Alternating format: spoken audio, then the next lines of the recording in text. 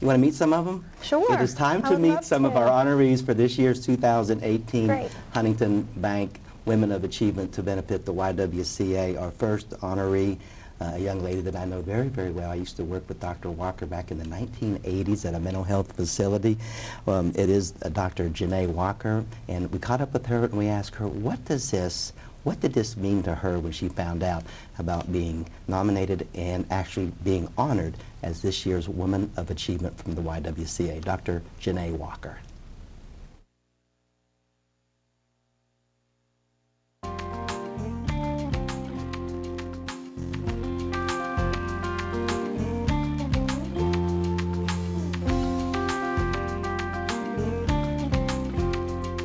I was surprised and humbled.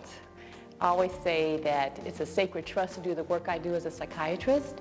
And I work at Charleston Area Medical Center at the Family Resource Center, and I work on the hallway with a group of beautiful, phenomenal, empowered women. I always call it a sacred hall.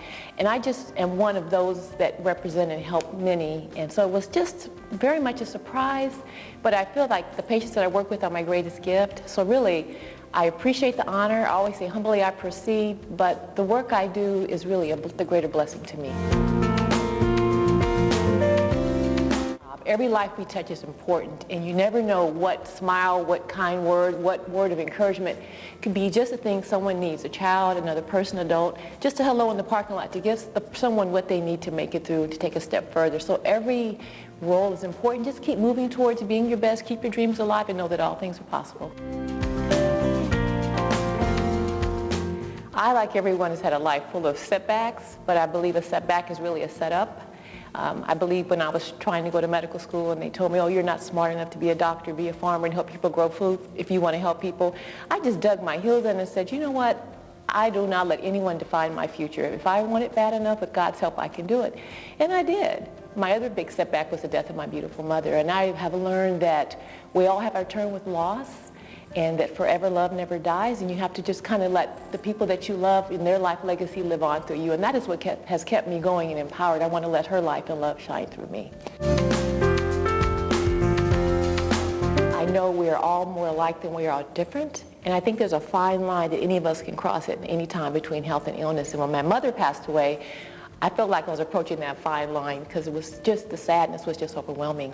And it was through remembering her life, and remembering the words that she told me that I could believe and do anything, and she believed in me, that I was determined that I was to pick up the baton and run the race forward that she had handed to me, because my children were watching, they still needed me, and that the greatest legacy and the greatest gift I could give to her was for me to live forward with my life and not to give up. And that became a setup that has kept me going.